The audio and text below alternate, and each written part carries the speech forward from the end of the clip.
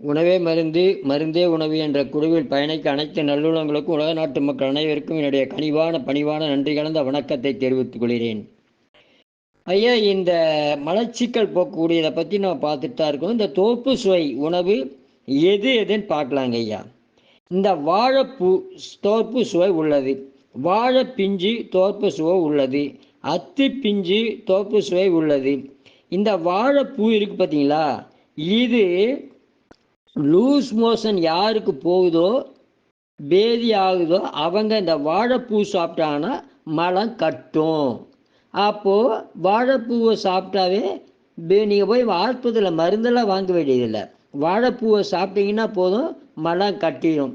இந்த பேதி ஆகிறவங்க, loose motion இருக்கிறவங்க வாழைப்பூவை சாப்பிட்டு அதிலிருந்து விடுதலை பெறுக. மற்ற இதையை பற்றி நாளைக்கு பார்க்கலாம்.